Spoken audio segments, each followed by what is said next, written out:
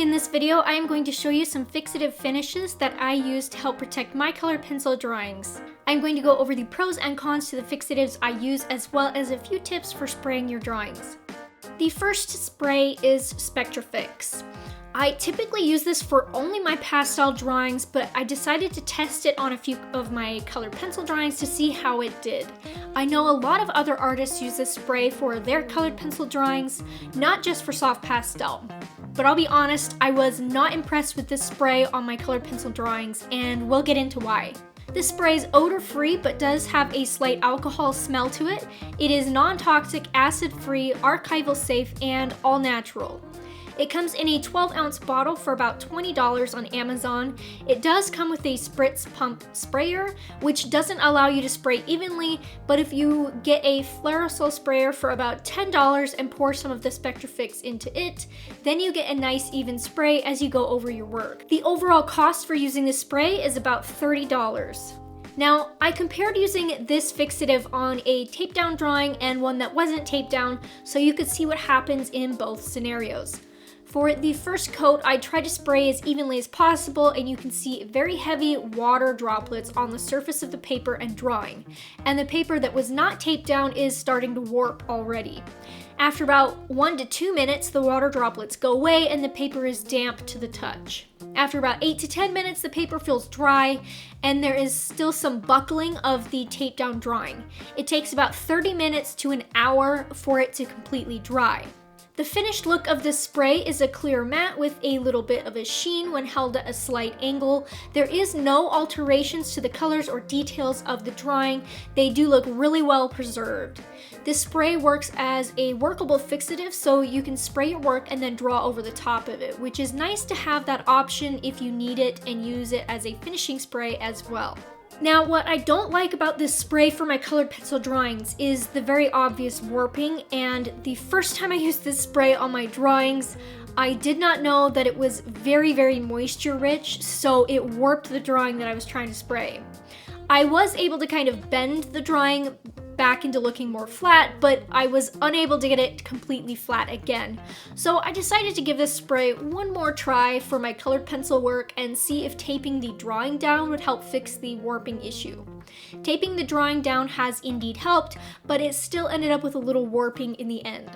Now, it isn't the effect it has with my drawing that I don't like, it's about what it does to the paper of my colored pencil drawings. The drawing itself, or where the colored pencils is at, looks fine in the end. No color changing or altering in any bad way. It only gives it a mild sheen when holding it at an angle. The paper that these drawings were drawn on is Strathmore 300 series Bristol vellum, which is really thick 2-ply paper, being 100 pounds.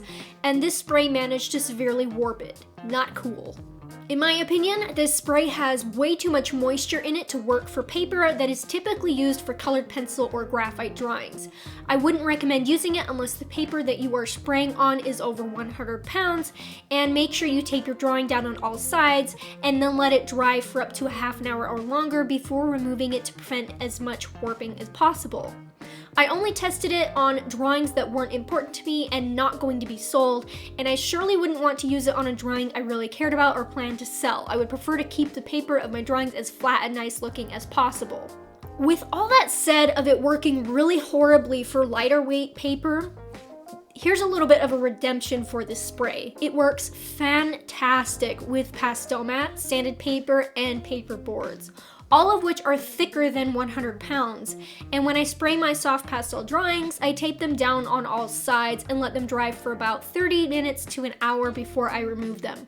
And I haven't had any issues whatsoever with doing that. If any of you have used soft pastel, you know that it is a pretty delicate medium and it doesn't do well with being sprayed with a fixative, but this spray works wonderful for soft pastel. Now on to the next spray, which is Krylon Workable Fixative. This spray is acid-free and archival safe. It does have a strong odor, so make sure you are in a well-ventilated room, have windows open, or spray it outside. It comes in a 11-ounce bottle for about $8 on Amazon, or it can also be found in most craft stores. Make sure you get the clear kind and not the one that says UV protection. The UV kind will add a white haze to your work and completely ruin it. Sunblock does the same thing to your skin or surfaces. It leaves a white film on it, so stay away from artwork sprays that say UV protection. As with the previous spray, I tested it on one drawing that was takedown and one that was not takedown, although I have used this spray regularly for years and I haven't had any issues. For the first coat, I sprayed it somewhat evenly, but don't be like me. Spray yours as evenly as possible. When you look at the surface after spraying it, it looks dry and there are no moisture droplets. With this spray, I typically go over my drawings twice to get a good even coat on because just once over doesn't usually get enough of an even coating. And then I let that dry for a half an hour before I repeat the process and add what I prefer to call a second coat. 2 coats is all I put on my drawings, and it is usually completely dry after about 30 minutes. Now with this spray, you'll notice that there is no buckling or warping of any kind on either drawing, and the paper used for both of these drawings was 100-pound colored pencil paper, which is more flexible than Bristol.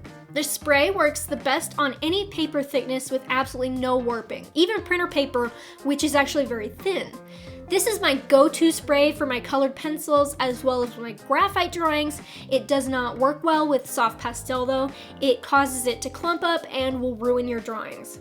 The finished look of this spray is a matte finish with a nice sheen when held at an angle. There are no alterations to the drawing details or colors, except it does slightly darken the darks, which in my opinion gives my drawings a little boost in contrast. And when you are working on smoother paper with a limited number of layers you can add, you can't get your blacks to be very dark. This paper will darken your darks very nicely. This of course is a workable fixative, so you can spray your work and then draw over the top of it, which is nice to have that option if you need it, and use it as a finishing spray as well. You can learn more colored pencil tips from the top right video, and you can also learn to draw wildlife and pets with colored pencils from my real-time 1 to 15 hour drawing tutorials with a voiceover of tips and explanations over on my Patreon. Signing up gives you instant access to a growing library of tutorials, and new ones are added each month. I'll have a link in the video description. Thanks so much for watching. See you in the next video.